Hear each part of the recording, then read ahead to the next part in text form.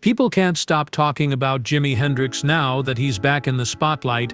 Washington State ultimately acknowledged what music enthusiasts have known for more than 50 years. Now, something monumental is taking place on American stages for the first time since before COVID.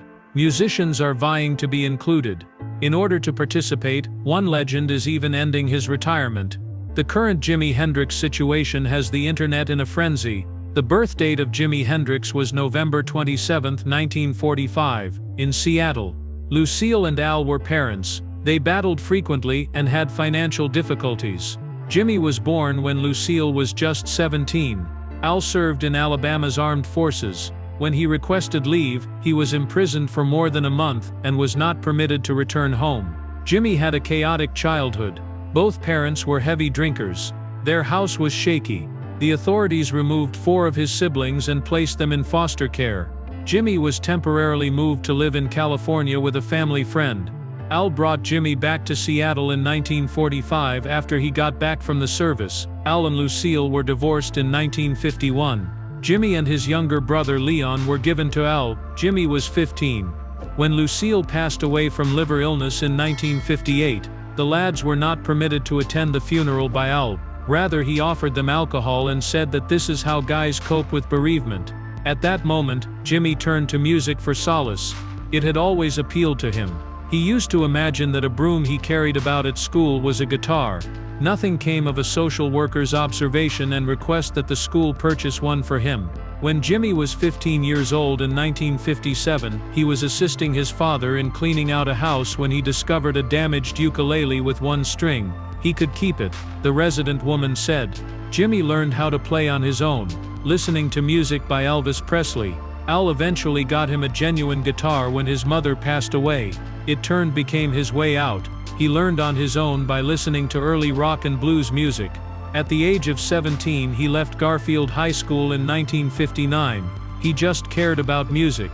He performed with local bands such as the Velvetones and the Rockin' Kings. He frequently suffered financially and lacked a stable work. He continued to play even though he occasionally slept in abandoned automobiles. He kept a careful eye on other musicians.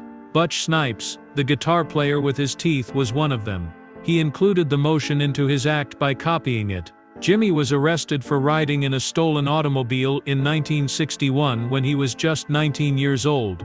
He was imprisoned for a week. He was offered the option of joining the army or going to jail. He joined the 101st Airborne Division after deciding to enlist in the army. The fame of the Screaming Eagles drew Hendrix to them. This division participated in the D-Day landings during World War II. At California's Fort Ord, he began basic training. It was August 1961 when he finished training and turned into a private. Following that, he was sent to Fort Campbell in Kentucky. Hendrix had a difficult time in the army. He disliked the rules and the organization. He expressed how much he detested military life in letters to his father. However, he was motivated by one thing. He called his Red Dane electro guitar Betty Jean. Every chance he had, he played it. Hendrix met Billy Cox, another soldier at Fort Campbell. Cox was a bassist. They immediately clicked via music and grew close. They joined together to become the King Casuals. They began giving performances in the vicinity of the base, and occasionally in neighboring towns. Hendrix was constructing his future even when he was in uniform. After only 13 months, he left the army in 1962. An ankle injury sustained on his 26th parachute jump was the official explanation. Other documents imply that he had issues with his performance, but the army said he was no longer able to satisfy the physical criteria. He failed in shooting drills, slept throughout shifts, skipped bed checks, and performed poorly in physical training.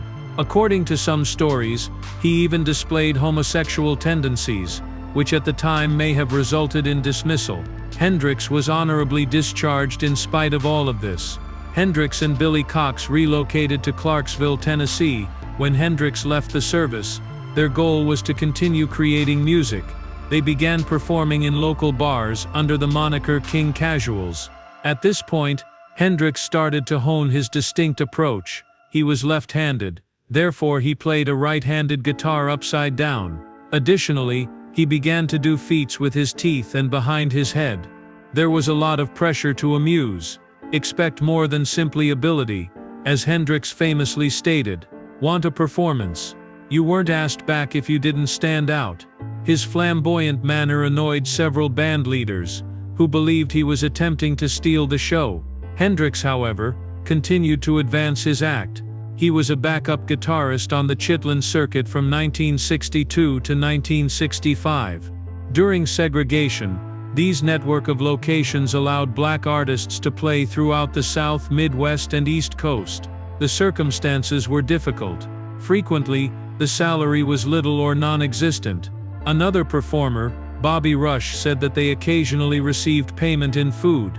The band Jimi Hendrix felt stalled in January 1964. He had lived under the limelight of other musicians for years, playing behind them and abiding by their rules. He now desired greater authority over his career and music, and so he decided. He moved into the Hotel Teresa in Harlem and quit doing backing performances. He met Lithafane Prigan there.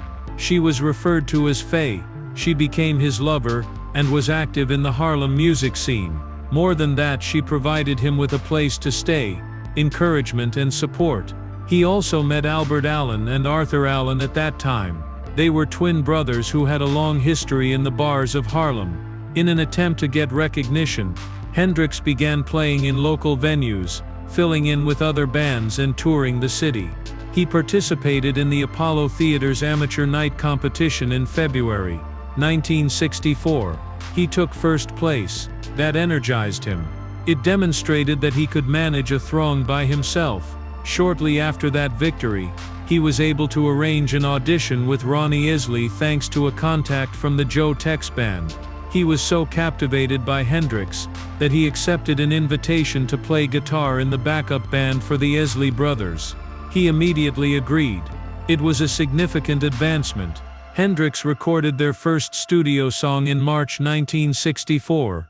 Testify with the Isley Brothers was a two-part single. Despite being released in June, the song failed to chart. It was a start though. He performed guitar on Don Covey's Mercy Mercy in May. When the song was released in August, it peaked at number 35 on the Billboard list. Hendrix spent the most of 1964 touring with the Isleys, but by October, he was sick of seeing the same show every night. He quit the band because he wanted something different. He soon became a member of Little Richard's traveling band, the Upsetters. They went to Los Angeles in February 1965. There, Hendrix and Little Richard recorded the song Don't Know What You Got But It's Got Me. Don Covey wrote the song, and VJ Records published it. For just 1 week, it remained at number 92 on the charts. By that time, Little Richard was losing his reputation. Hendrix met vocalist Rosa Lee Brooks while she was a guest at the Wilcox Hotel in Hollywood. On her single, she asked him to play guitar. My Diary was on the A side, while UT was on the B side. Arthur Lee wrote both of the songs. Hendrix met Lee during the recording and performed guitar on both tunes. Hendrix eventually became a major fan of Lee's band Love, and they became friends. Hendrix made their first television appearance in July 1965. He was a member of Little Richard's band and backed up Buddy and Stacy on the song Shotgun on Night Train, a local program on Nashville's WLAC-TV. The first known footage of Hendrix performing live is that film. With Little Richard, however, things weren't always easy. The two argued a lot. Hendrix enjoyed flaunting himself on stage. His ostentatious attire and fashion sense were incongruous with Richard's persona. Hendrix was kicked out of the band by Richard's brother Robert in late July. Hendrix signed his first recording deal on July 27, 1965. It involved a management firm named Copa and Juggy Murray at Sioux Records. He then recorded another track while momentarily returning to the Eisenhower. Have You Ever Been Disappointed was the B-side, and the song was Move Over and Let Me Dance. Hendrix met Curtis Knight at a motel later that year. Knight was the lead singer of the R&B group The Squire. For 8 months Hendrix resided with them. Hendrix had already inked a 2-year contract with Sioux Record when he and Knight recorded How Would You Feel with Welcome Home on the B-side in October 1965. He also inked a new contract on October 15, 1965, this time with Ed Chalpin, which lasted for 3 years. The contract lasted, but the relationship did not. Later in his career, Hendrix had issues as a result. Hendrix collaborated with various musicians in addition to Curtis Knight and the Squires. He went on tour with the Starlighter, and Joey D. King Curtis recorded with him. He also contributed to Ray Sharp's single, Help Me. There were 2 sections to that track. In 1966, Hendrix received his first songwriting credit. He composed 2 instrumentals, Knock Your and Hornet's Nest, both of which were made available as singles by Curtis Knight and the Squires. Hendrix was prepared to leave the R&B scene by 1966. He relocated to New York's Greenwich Village. There was a great creative vibe in the neighborhood. It was brimming with musicians, artists, and innovative concepts. Hendrix was hired to play at Café Hoa on McDougal Street. He formed Jimmy James and the Blue Flames, a new band. Randy California, who went on to create the band Spirit, was one of the members. The Blue Flames performed around the city of New York. Hendrix shaped his sound with those performances. He began experimenting with different stage maneuvers and techniques. Some of the band's final performances took place in Manhattan's Café Ogogo in September 1966. They were the backing group for vocalist John Hammond at the time. Jimi Hendrix arrived at London Airport on September 24, 1966 with virtually nothing.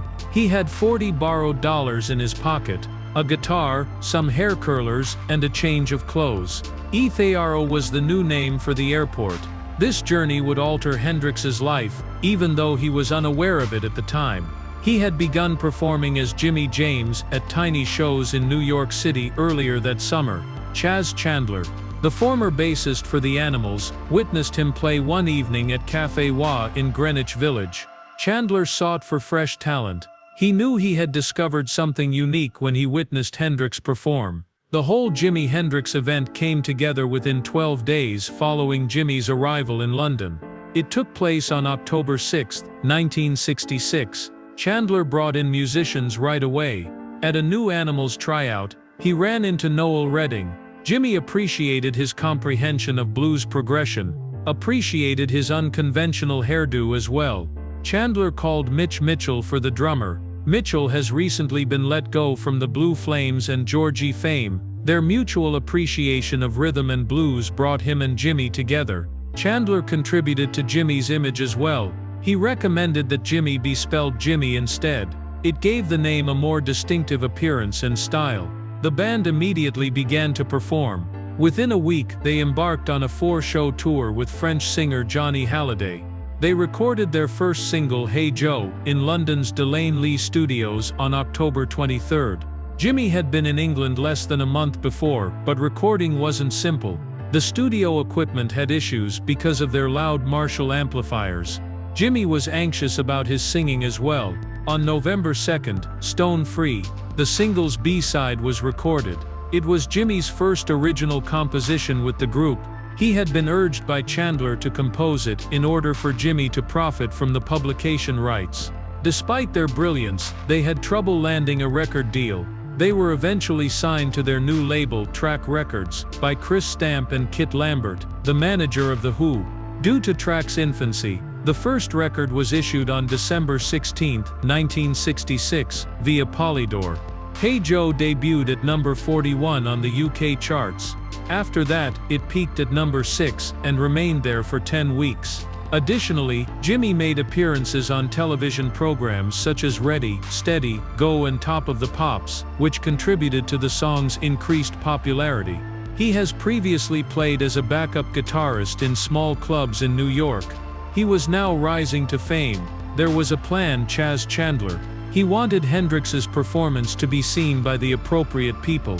A week after Jimmy's arrival, on October 1, 1966, Chandler accompanied him to London Polytechnic, where Cream was performing. Jimmy wanted to go on stage with them. They concurred. He astounded the audience by playing Howlin' Wolf's Killing Floor. After the song, Eric Clapton was stunned and unable to speak while backstage. "You never told me he was that fucking excellent," he said to Chandler as he lit a cigarette. Jimmy was performing at the Bag O' Nails Club in the middle of November. Paul McCartney, John Lennon, Mick Jagger, Jeff Beck, Pete Townsend and Brian Jones were among the celebrities in the crowd. What they were witnessing was unbelievable. They were all yelling in disbelief, according to Kevin Ayers, who recalled the incident. At that time, Jimi and Kathy Etchingham, his girlfriend, moved into 34 Montague Square. Ringo Starr owned the apartment. It was also where Chandler and his girlfriend resided. Jimi played at upscale establishments like as the Scotch of St. James, which is close to Buckingham Palace. There were separate tables for the Rolling Stones and the Beatles. Chandler had accomplished his goal. In just 2 months he turned Hendrix into the most talked-about band in London. However, things did not go as planned. Jimi had strong ideas about how his music should sound, and was quite enthusiastic about it. Chandler instructed him to tone down his amplifiers during the initial Hey Joe recording sessions. This resulted in a significant eruption. "I can't work in a place like that," Jimi yelled. "I might as well return to New York," he added. Chandler maintained his composure. Jimi's passport and return ticket were in his pocket, and he had just left the visa office. "Go on then, fuck off back to America," he snarled, setting them on the mixing desk. In a different version, he just said "fuck off."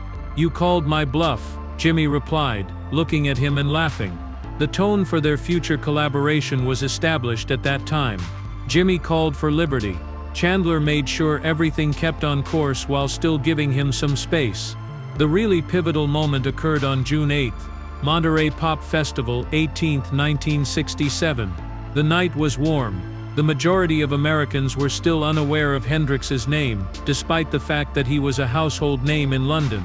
He was aware that everything may change with this performance. The Who had just smashed their instruments to end their concert. Jimi needed to take on a more ambitious task. He requested lighter fluid from a stagehand before continuing. Behind his amplifier, he concealed it. He was presented to the audience by Rolling Stones member Brian Jones. Jimi played Wild Thing to round off his set. "I'm about to sacrifice something I truly love, dude," he shouted into the microphone as he fell to his knees and performed a guitar flip. He then covered his Stratocaster with the lighter fluid and ignited it. He flung the flaming fragments into the throng after smashing it 7 times. The scene was photographed by Ed Kareff. The picture rose to prominence as one of the most well-known images in rock history. Hendrix became a national celebrity that night. Later, music critic Robert Christgau claimed that this performance established a guitar style so potent that no one has ever been able to replicate it. Jimi also caused a stir with his debut record. On May 12, 1967, Are You Experienced was released in the United Kingdom. It peaked at number 2, just behind Sgt. Pepper's Lonely Hearts Club Band, and remained on the British charts for 33 weeks. Hey Joe, The Wind Cries Mary and Purple Haze were not included in the UK version. Rather, it showcased Hendrix's blues origins with songs like Red House. The UK record cover did not appeal to Jimi. On August 23, 1967, Reprise Records reissued the record in the United States following his victory at Monterey. Carl Farris created fresh psychedelic cover art and new tunes for the American edition. Red House, Remember, and Can You See Me were not included in this rendition, but the big singles were. Although Purple Haze's album was a huge underground smash, it only peaked at number 65 on the US singles list. For 106 weeks, it remained at number 5 on the Billboard album list. The top 40 included 76 of those weeks. Additionally, it spent 70 weeks at number 10 on the Billboard R&B chart. Reprise invested $20,000, a substantial sum at the time, to promote the record. Jimi Hendrix was at the top of his game in 1968. He released Electric Ladyland on October 16th. It was his first completely produced record, and it was a double album, Alone. His only album to debut at the top of the Billboard charts was this one. His musical progress was demonstrated by songs such as Voodoo Child, Slight Return, Crosstown Traffic, and his rendition of Bob Dylan's All Along the Watchtower. He only had one top 20 success on the Billboard Hot 100 with his rendition of Watchtower. Dylan even said that Hendrix discovered elements in the song that no one else would have considered. Additionally, this album was an indication of mounting conflict. Jimmy's business connection with Chaz Chan, who brought him to England in the first place, had terminated. Want greater authority. His obsession with the sound led him to frequently play bass himself rather than Noel Redding. He was becoming overly meticulous. He and Michael Jeffrey, his manager, purchased the former Generation Club in Greenwich Village in 1968. Initially, they intended to reopen it as a place for music. They later discovered, however, that Jimmy was spending about $300,000 annually on studio time. Instead, they made the decision to construct their own studio. Electric Lady Studio was the name given to it. Architect John Stork created it to fit Jimmy's aesthetic. There were no sharp corners in the rooms. Soft lighting, circular windows and vibrant murals were all present. Everything was supposed to seem serene and imaginative. However, the initiative encountered difficulties. Jimmy was performing at Madison Square Garden and other places, making up to $100,000 every event. However, even that was insufficient. By the end of 1970, the studio had cost close to $1 million and taken twice as long to complete. Jimmy performed there for the first time on June 15, 1970. He was stuck in traffic alongside Chris Wood and Steve Winwood. He recorded Nightbird Flying the next day. The studio formally opened on August 25, but Jimmy had already departed for England. He never returned. The completed studio was never seen by him again. Earlier that summer, the Jimi Hendrix experience came to an end.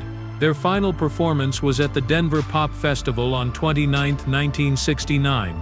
Over 3 days, the festival was held at Mile High Stadium. The cost of admission was $15 for the whole weekend, or $6 per day. Performers like Creedence Clearwater Revival and Joe Cocker were among them.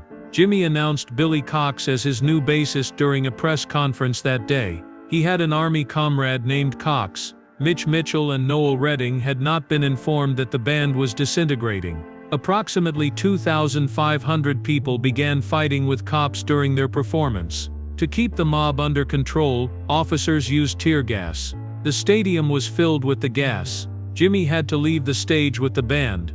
They fled in a panel van which was soon encircled by terrified fans. The roof began to collapse. They believed they were going to be crushed, according to Mitch Mitchell. Noel Redding took a plane back to England the following day. That concluded the initial encounter. That summer, Jimmy performed at Woodstock.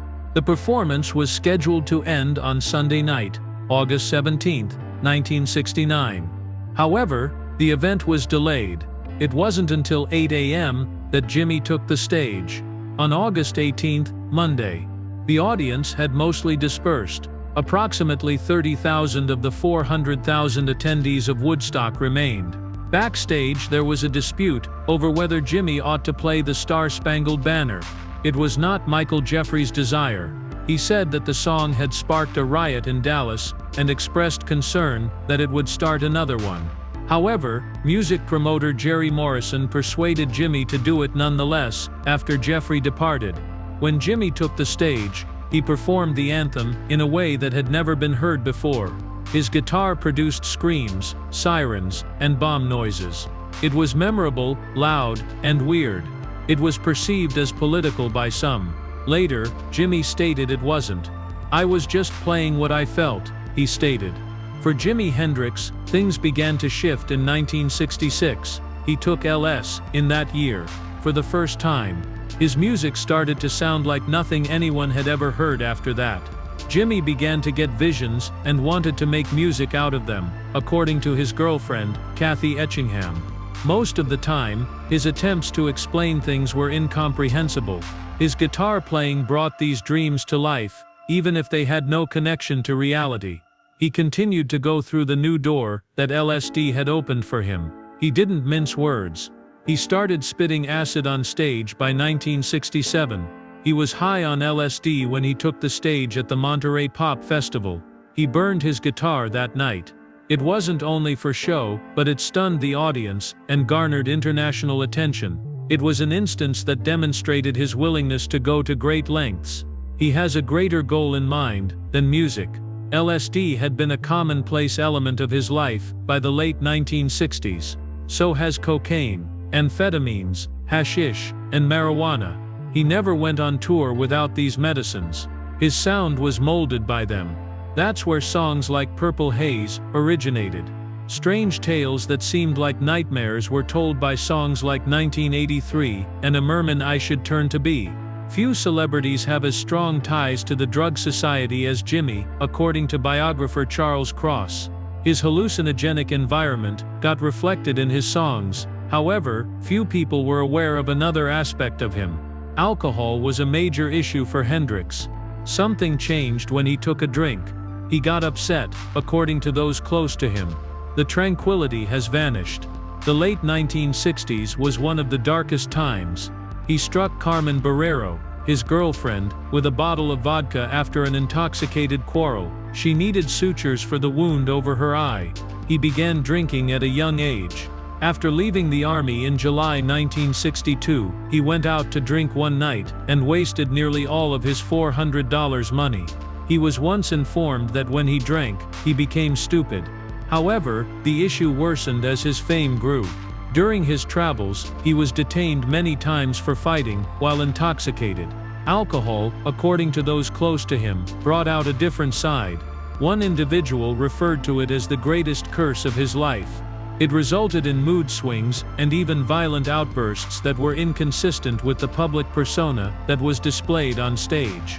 The arrest in Toronto followed. Hendrix touched down at Toronto International Airport on May 3, 1969, stopped him, and discovered that his luggage contained trace quantities of hashish and heroin. At 1:30 p.m., they took him into custody. After tests verified that the medications were authentic. Later that day, he was freed on $10,000 bond. He performed at Maple Leaf Gardens that evening. He altered the song's lyrics during Red House to indicate that Mitch Mitchell and Noel Redding had been alerted the day before of a planned bust. They thought the medicines had been put. Hendrix was required to wear formal attire and have his hair cropped for his trial in December 1969. It was a 3-day trial. He was declared not guilty following 8 hours of jury deliberation. "Canada has given me the best Christmas present I ever had," he added, grinning and waving a peace sign outside the courts. However, peace did not follow freedom. While traveling around Europe on September 3, 1970, Hendrix reached Sweden's Gothenburg. Eva Sundquist met him that day. She said that he was the father of James, her son. January 5, 1970, had been the child's birth date. She said that they had been together at his January 1969 concert in Stockholm. Although this kind of accusation has been made before, the timing made it worse. Hendrix was already worn out, high on drugs, and emotionally spent. There was chaos during the concert that night. The lyrics slipped his mind. He strayed from one tune to another. He appeared totally out of it, according to many in the crowd. The end arrived 2 weeks later. Hendrix was with his girlfriend, Monica Dannemann, on the evening of September 17. At her London flat in the Samarkand Hotel, they had a glass of wine. They returned at roughly 3 in the morning, after attending a party. According to Monica, they spoke till around 7 in the morning, and fell asleep after that. Jimi took 9 Vesperex sleeping tablets at some point after that. It was 18 times the standard dosage. The substance was so potent that it was eventually outlawed in several nations. Hendrix had been ill in the days before his death. He probably had the illness and was tired. Additionally, he was beginning to lose faith in those around him. The music industry felt like a prison to him, and uncertain about his prospects. He was only 27. He joined Janis Joplin, Jim Morrison, Brian Jones, and subsequently Kurt Cobain and Amy Winehouse in the infamous 27 Club as a result.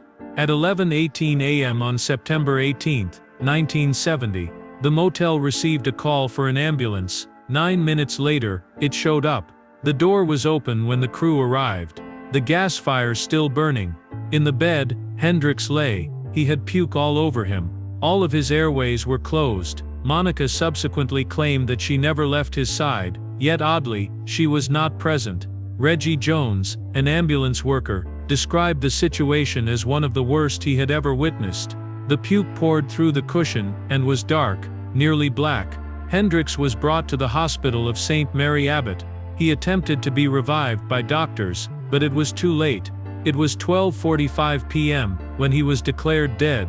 questions remained. Red wine poured out of Hendrix's stomach and lungs, according to surgeon John Bannister. He thought Hendrix drowned while traveling to the hospital or at the motel. However, tests from toxicology indicated that he had very little alcohol in his system. New inquiries prompted a private inquiry in 1992. Scotland Yard conducted interviews with all parties involved and revived the case. They closed the case once more in 1993. There were no definitive solutions. In 2025, Jimi Hendrix returns to the public eye. His legacy endures despite the fact that he died almost 50 years ago. He received the Medal of Merit from the state of Washington on March 18, 2025. The state's highest honor for a citizen is this one. The Olympia Capitol building served as the venue for the event. Secretary of State Steve Hobbs, Lieutenant Governor Denny Heck, and Governor Bob Ferguson presented the prize. They gave it to the Museum of Pop Culture and Hendrix's family, along with information about his life and music. Ferguson referred to Hendrix as one of the greatest guitarists of all time, in order to honor him both in the state and around the nation. Influence extended much beyond Wow's influence on current music. Somewhere on the road, while in Olympia, after touring North America, the Experian returned with a band that honors Hendrix's contributions and plays his songs. The performance is at the Chicago Theater tonight, March 21st. It is a component in a 33-day journey that visits important American cities. There are several well-known names on the tour list. Zakk Wylde from Pantera and Black Label Society is performing alongside Kenny Wayne Shepherd. Another member of the group is Eric Johnson. Marcus King, Devon Allman, Samantha Fish and Christone Kingfish are also included. While each performer has a unique sound, they all work together to pay tribute to Hendrix's songs. There will be a special guest for the last performance. The trip will conclude at Atlanta's Fox Theater on April 12th. The legendary blues performer Buddy Guy will be back on stage that evening. Last year he declared his retirement from touring at the age of 88. This is a unique performance. The fact that Buddy Guy is the only member of the lineup who Hendrix himself referred to as an influence makes it much more significant. Buddy Guy posted a remark on the occasion, claimed to still recall his 1968 encounter with Hendrix at a New York bar. He stated he is grateful for the memories and that they became friends. He now makes a final appearance in Hendrix's honor. The company's catalog director is John McDermott. In the end, he claimed his wonderful music is what unites people.